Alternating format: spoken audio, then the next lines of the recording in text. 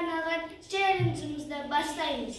Отан менің Қазақстан туың торы жарасқан жарқырап тұр күнінде, қыраным тұр көгінде.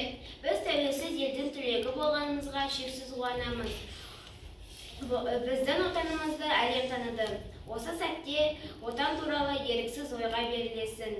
Бұл ұғымның аясы кең, отан, далам, орман, тауым, ауылы. Тәуелсіздік таңы атты барлық әлем жанар, осы тұрған халқыма бейбітшілік орнады.